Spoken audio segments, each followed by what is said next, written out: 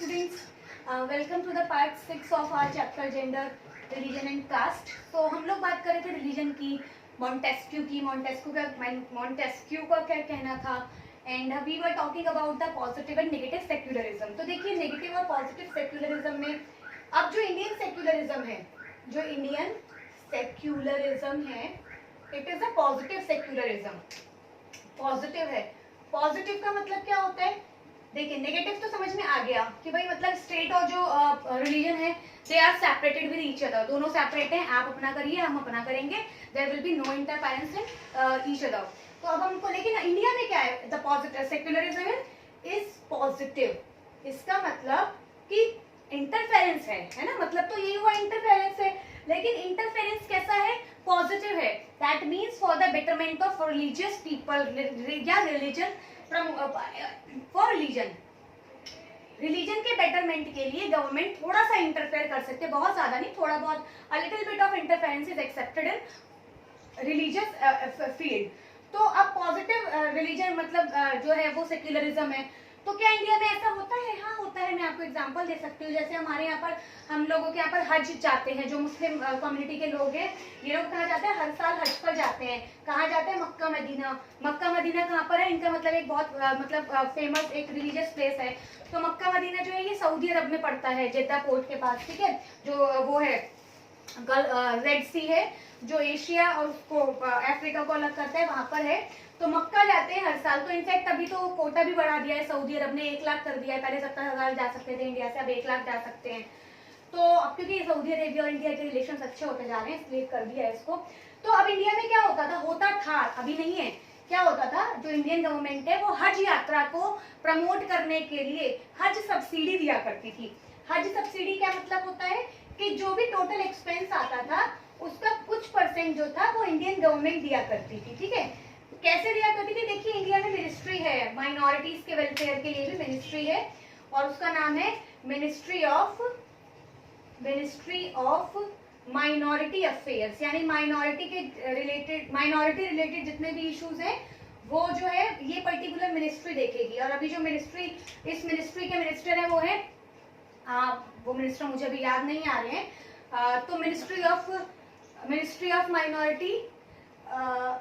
Of minority affairs है. तो अब देखिए इस मिनिस्ट्री का काम क्या है? जितने भी इनके अफेयर्स हैं उसको मतलब ये वो कराती है, मतलब इसके लिए बेटरमेंट के लिए काम करती है. तो हर सब्सिडी दी जाती है, मतलब कुछ परसेंट खर्चा जो है वो गवर्नमेंट बियर करेगी, बाकी का जो है वो पीपल अपना सेल्फ बियर करेंगे. ठीक है, तो अब इस देखिए अब ये क्या हो रहा है? रिलीजन में इंटरफेरेंस हो रहा है. ठीक है, उसके अलावा जैसे और भी मतलब है, जैसे मदरसा वगैरह हो गया, तो वहां पर भी गवर्नमेंट जो है वो प्रमोट करती है, और भी अदर रिलीजियस एरिया में गवर्नमेंट का इंटरफेरेंस रहता है. ठीक है, इनके लिए जैसे टेम्पल में कहीं ना कहीं कंट्रीब्यूशन कर दिया, जैनिज्म के लिए कंट्रीब्यूशन कर दिया, ज़ोरोआस्ट्रियंस के लिए कर दिया. तो ये सब जो है गवर्नमेंट का एक इंटरफेरेंस है, बट इट इज पॉजिटिव. फिर हम लोग बात कर रहे थे सेक्युलरिज्म की, कि क्या इंडिया के सेक्युलरिज्म कहीं लिखा हुआ है? तो ये सेक्युलरिज्म की बात कही हुई है. कहाँ पर कही हुई है? सेक्युलरिज्म जो है इंडिया के कॉन्स्टिट्यूशन का जो प्रियम्बल है, प्रियम्बल का मतलब यहाँ पर जो कॉन्स्टिट्यूशन की लैंग्वेज है वहां पर क्या है? प्रियम्बल का मतलब है इंट्रोडक्शन. और ये हमने कहाँ से बोरो किया हुआ है? ये हमने बोरो किया हुआ है अमेरिकन कॉन्स्टिट्यूशन से. जो प्रियम्बल वाला पार्ट है ये अमेरिकन कॉन्स्टिट्यूशन से लिया है, और अमेरिका वालों ने लिया था यूएन के कॉन्स्टिट्यूशन से, जो यूनाइटेड नेशन ऑर्गेनाइजेशन है. तो प्रियम्बल में क्या लिखा हुआ है? सेक्युलर लिखा हुआ है, कि secular India is a socialist, secular, sovereign and democratic Republic country. ठीक है, तो सेक्युलर है. लेकिन ये जो सेक्युलर वर्ड है जो इंडियन कॉन्स्टिट्यूशन में लिखा हुआ है, ये ओरिजिनल कॉन्स्टिट्यूशन में नहीं था. इसको 42nd कॉन्स्टिट्यूशनल अमेंडमेंट एक्ट 1976 में ऐड किया गया था. मतलब ये एडेड है, ये ओरिजिनली नहीं था. और ऐड करने की जरूरत क्यों पड़ी? ऐड करने की जरूरत इसलिए पड़ी क्योंकि जो ऐड करने की जरूरत इसलिए पड़ी कि जो मतलब क्योंकि उनको लगता था उस टाइम जो प्राइम मिनिस्टर थी मिसेस इंदिरा गांधी, कि जो हमारे कॉन्स्टिट्यूशनल मेकर्स हैं वो भूल गए थे कि भाई भारत एक सेक्युलर स्टेट है, तो इसलिए उन्होंने उसको बाद में ऐड किया था. ठीक है, तो इंडिया एक सेक्युलर है, पॉजिटिव सेक्युलरिज्म को फॉलो किया जाता है. इंडियन स्टेट किसी पर्टिकुलर रिलीजन को प्रमोट करने के लिए कभी कोई एफर्ट नहीं करेगी, चाहे वो एजुकेशनल इंस्टीट्यूशन हो या कोई भी मतलब एजेंसी हो, कोई भी इंस्टीट्यूशन हो. इंडियन गवर्नमेंट उसको प्रमोट कभी किसी पर्टिकुलर रिलीजन को नहीं करेगी, क्योंकि other religions will get hurt. Okay. अच्छा, यहाँ पर जो मिनिस्टर मैंने आपको बताए थे, minister of minority affairs, that is mister Mukhtar Abbas Naqvi. अभी थोड़ा मुझे रिकॉल हुआ है, मुख्तार अब्बास नकवी हैं, ठीक है, माइनॉरिटी अफेयर्स के मिनिस्टर. तो उसके बाद फिर हम लोग बात करते हैं, अब गांधी जी की बात करते हैं, थोड़ा गांधी जी को भी पिक्चर में ले आते हैं. देखिए गांधी जी जो थे, गांधी जी का मानना था कि जो रिलीजन और पॉलिटिक्स है, it should not be separated, मतलब ये सेपरेटेड नहीं है. गांधी जी ने कहा कि भाई दोनों एक दूसरे पे इंटरडिपेंडेंट है, तो दोनों एक साथ बात करें, एक दूसरे को इन्फ्लुएंस करें, और जो भी डिसीजन है एक दूसरे को ध्यान में रख के लिए जाए. फिर वो तो अभी भी होता है, लेकिन सेपरेट मत करो इनको. रिलीजन का जो इंटरफेरेंस है वो इधर भी मतलब होना चाहिए, और उसका इन्फ्लुएंस इधर होना चाहिए. बट इसको खैर माना नहीं गया, तो इससे थोड़ा बहुत गांधी जी की फिलॉसफी मानी भी गई है. इनफैक्ट जो हमारे डायरेक्टिव प्रिंसिपल्स है उनमें रखा भी गया है, ठीक है. तो रिलीजन और पॉलिटिक्स में हम लोग इतना पढ़ते हैं. फिर हम लोग बात करते हैं थोड़ा कम्युनलिज्म की. अब देखिए कम्युनलिज्म का मतलब क्या होता है. कम्युनलिज्म का मतलब ये होता है कि एक पर्टिकुलर जो मतलब कम्युनिटी के लोग हैं, जो ग्रुप ऑफ पीपल एक पर्टिकुलर मतलब कम्युनिटी से बिलोंग करते हैं, ठीक है, वो मानते, वो बहुत लॉयल होते हैं. They people are very much loyal to their particular community. जो भी उनका ग्रुप है, जो भी उनका कम्युनिटी है, उनका रिलीजन है, वो उसको बहुत ज्यादा मतलब सुपीरियर मानते हैं, लॉयल होते हैं. और उनका हद से ज्यादा लॉयल होना अपने पर्टिकुलर रिलीजन के लिए, वो सोसाइटी में वायलेंस क्रिएट कर सकता है, सोसाइटी में राइट्स का रीजन बन सकता है. तो कम्युनलिज्म का मतलब क्या होता है. कम्युनलिज्म का मतलब क्या होता है, प्रोसेस होता है, एक फिलॉसफी होती है. It is a loyalty of group of people that belong to a particular group, जो एक पर्टिकुलर रिलीजियस ग्रुप से बिलोंग करते हैं, लिंग्विस्टिक ग्रुप से बिलोंग करते हैं. तो उनकी जो लॉयल्टी है वो इतनी ज्यादा है कि वो सोसाइटी में, कि उसको प्रोटेक्ट करने के लिए, उसको सेफगार्ड करने के लिए वो लोग वायलेंस भी हो सकते हैं. तो एक कम्युनलिज्म होता है. और इसी की वजह से सोसाइटी में जो भी मतलब जो लोग आपस में लड़ते हैं, चाहे वो सिविल वॉर की फॉर्म हो या ऐसे ही राइट्स हो, कम्युनल राइट्स जो इंडिया में होते भी रहते हैं, जो सॉरी मेनली यूपी वाला एरिया है, सदर्न के कुछ पार्ट्स हैं, तो वो कम्युनलिज्म का हिस्सा ही है. इनफैक्ट कम्युनलिज्म जो है एक अच्छा मतलब ट्रेंड नहीं है, या फिर एक अच्छा मतलब इंडिकेटर नहीं है सोसाइटी के डेवलपमेंट के लिए, या फिर हम एक इक्वालिटी की बात करते हैं. तो कम्युनलिज्म जो है वो बहुत खतरनाक है, बहुत ज्यादा हार्मफुल है. किसके लिए, हमारी गवर्नमेंट के लिए या हमारी कंट्री के डेवलपमेंट के लिए. क्यों, क्योंकि ओवरऑल क्या होगा, कम्युनलिज्म की वजह से लोगों के दिमाग में बहुत नेगेटिव जाएगा, लोग आपस में एक दूसरे के साथ नफरत करेंगे, जो हेटनेस की फीलिंग है एक दूसरे के लिए वो बहुत ज्यादा बढ़ जाएगी, और ओवरऑल सोसाइटी हमारी पीसफुल नहीं मेंटेन हो पाएगी, जो हम लोगों का टारगेट है. तो कम्युनलिज्म को स्टॉप करने के लिए गवर्नमेंट को सारे रिलीजन्स को, जितने भी रिलीजन्स है, all religions should be considered equally, जो कॉन्स्टिट्यूशन में भी मेंशन किया हुआ है. ओके, आई होप आपको यहाँ तक समझ में आया होगा.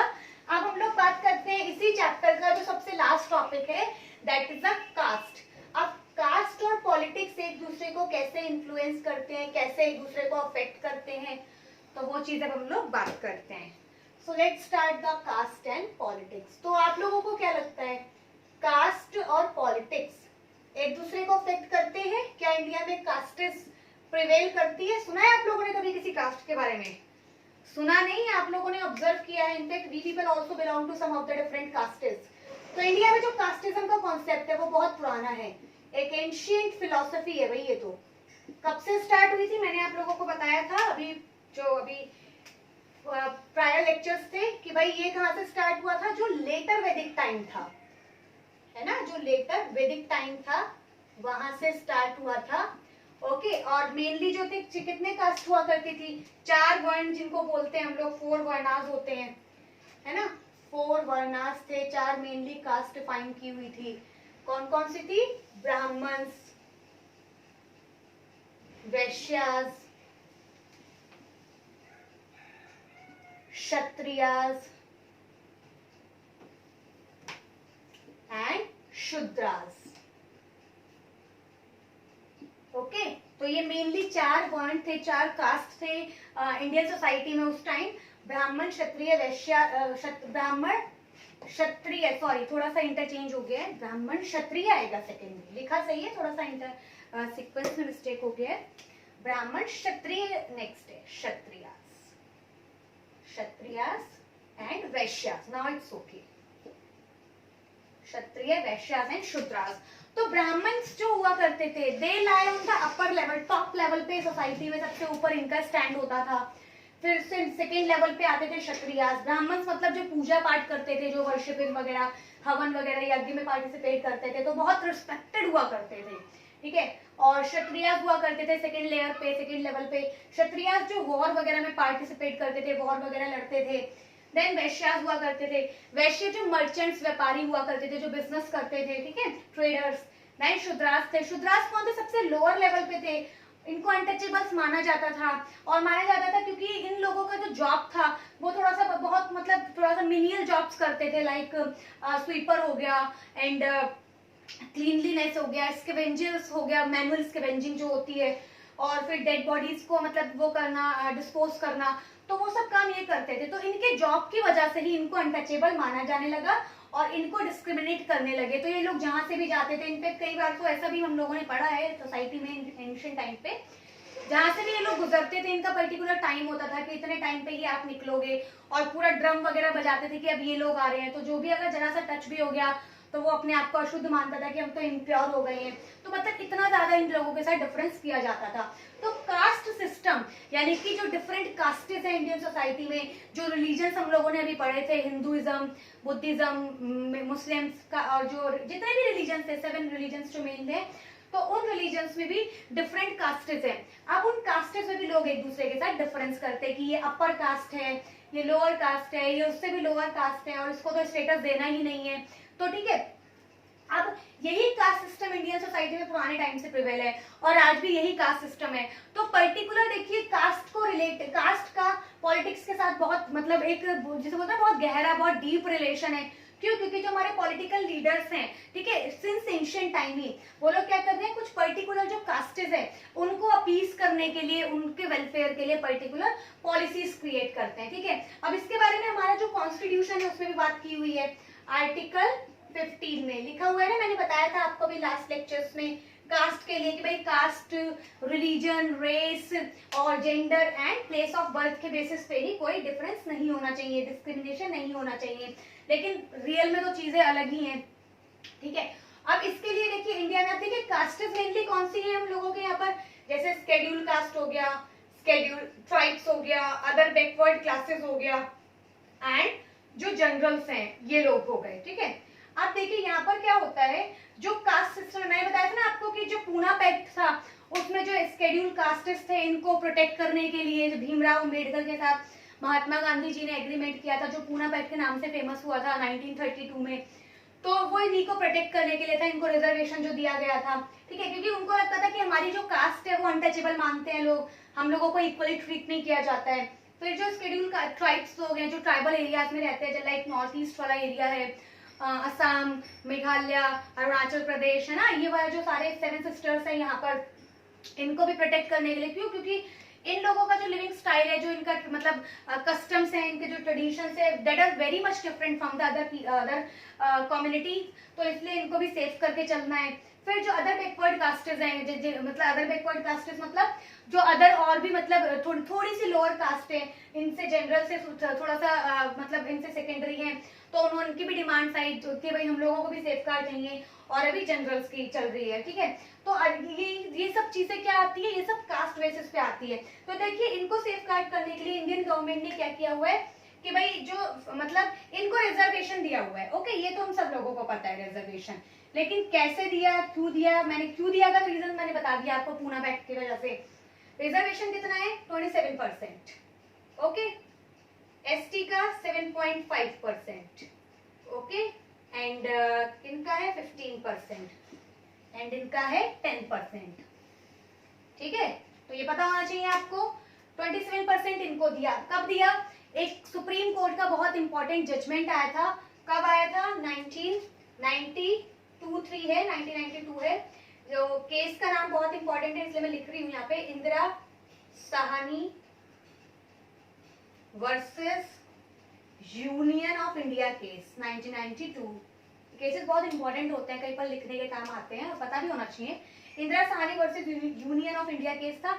इसमें सुप्रीम कोर्ट का जो वर्डिक्ट था, जो डिसीजन था, वो क्या कहा था सुप्रीम कोर्ट ने कि भाई जो ओबीसी है इनको आप रिजर्वेशन दीजिए, 27% दीजिए, और दूसरा एक्चुअली उस टाइम 1990 में क्या हुआ था ना, वीपी सिंह की गवर्नमेंट थी, ठीक है, वीपी सिंह की गवर्नमेंट थी, he was the prime minister at that time, और उन्होंने ये बोला था कि भाई हम 10% रिजर्वेशन देना चाहते हैं, क्योंकि 1987 में एक कमीशन बनाया गया था, 86-7 में एक कमीशन बनाया गया था, वो था सरकारिया कमीशन। पता नहीं आप लोगों ने नाम सुना नहीं सुना है, लेकिन मैं बता रही हूँ, लेकिन अब सुन लीजिएगा।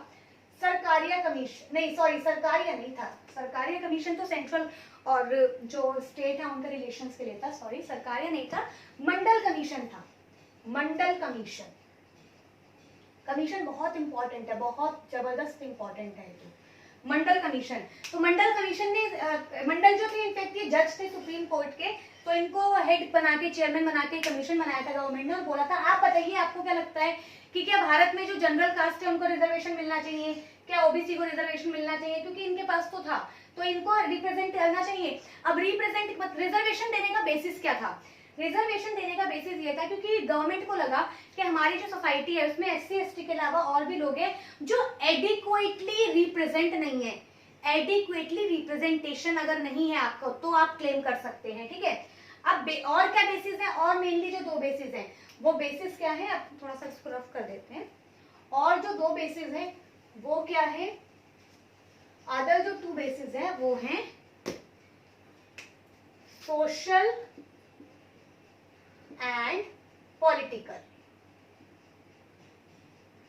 ओके, सोशल एंड पॉलिटिकली अगर आप डिसएडवांटेज्ड हैं सोसाइटी में तो you can claim for the reservation. तो ये याद रखिएगा आप लोग कि रिजर्वेशन जो दिया जाता है वो सोशल और पॉलिटिकल इनइक्वालिटी अगर है तो दिया जाएगा। अगर आप बोले कि भाई हम इकोनॉमिकली इनइक्वालिटी भी है, अभी बताती हूँ सब डीप में, तो नहीं मिलेगा, ठीक। तो सुप्रीम कोर्ट ने इस केस में यही बोला कि ठीक है इनको रिजर्वेशन आप दे दो, ओके नो प्रॉब्लम, दे दो 27%।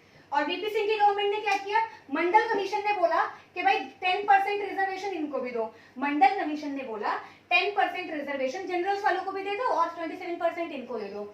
अब जो इस कास्ट के लोग थे वो गए वहां पर सुप्रीम कोर्ट में, क्योंकि ये तो फंडामेंटल राइट्स के अगेंस्ट में हो गया, तो उन्होंने बोला, सुप्रीम कोर्ट ने जो डिसीजन दिया वो ये दिया 27% इज ओके, बट 10% जो आप इनको दे रहे हो, और बेसिस आपने क्या दिया था, बेसिस क्या था इस रिजर्वेशन को देने का, उनकी गवर्नमेंट ने ये बोला कि these people are not equally represented, adequately represent नहीं कर पा रहे हैं, इक्वल नहीं है अदर पीपल के, तो इनको रिजर्वेशन दे देते हैं।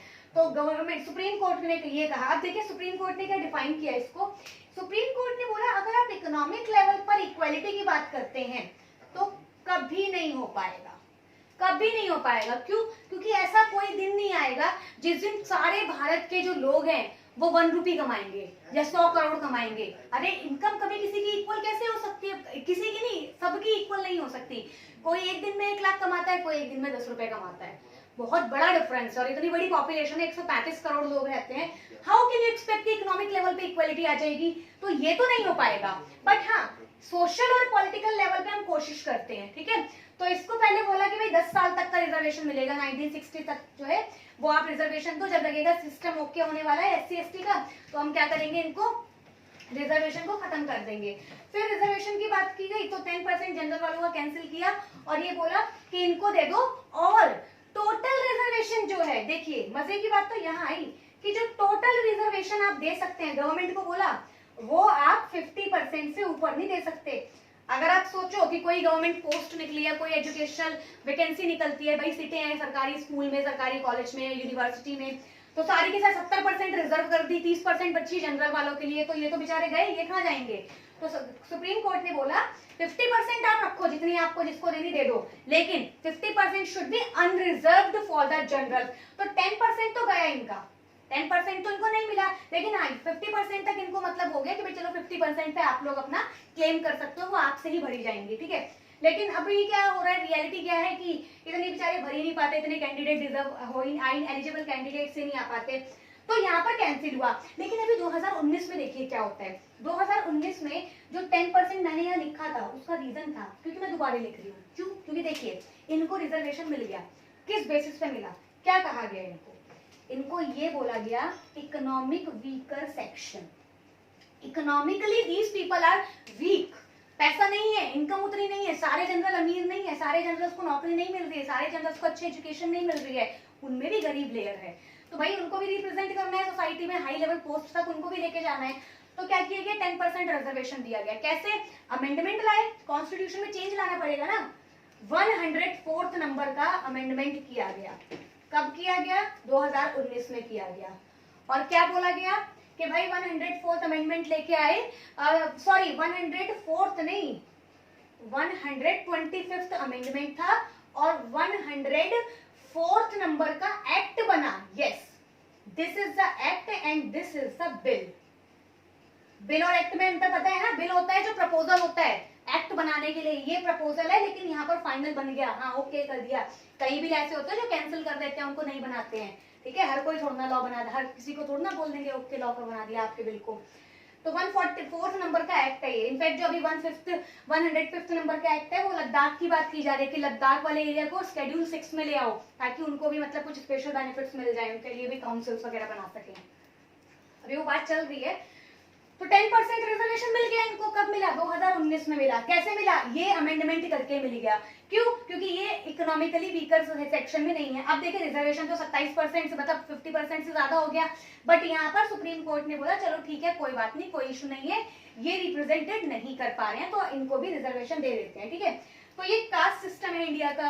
सो कास्ट सिस्टम में मुझे लगता है कि इतना इनफ है और इसमें ऐसा कुछ खास नहीं है। बाकी कास्ट को लेके यहाँ गवर्नमेंट पॉलिटिक्स करती है किसी पर्टिकुलर कम्युनिटी के लिए, तो वो चीजें थोड़ा सा गलत है। सबके अपलिफ्टमेंट के लिए बात होनी चाहिए, ठीक है। और आई थिंक आपके लिए इतना इनफ है, ठीक है। इसके अलावा अगर आप लोगों को कुछ लगता हो कि कुछ छूट गया है, कुछ रह गया हो, कोई सजेशन हो, so you can ask me in the comment section and you can suggest also there. So I'll try to give you और I'll try to convince you, जो भी होगा हम लोग उसको कर लेंगे, ठीक है। तो ये चैप्टर हम लोग यहीं पर इसको ओवर करते हैं और आई होप आपको समझ में आ गया होगा। सो मिलते हैं हम लोग अपने, जब भी नेक्स्ट चैप्टर हम लोग स्टार्ट करेंगे। अभी तो नेक्स्ट चैप्टर हम लोग स्टार्ट करेंगे तब हम लोग में बात करेंगे, ओके। तो ठीक है, थैंक यू।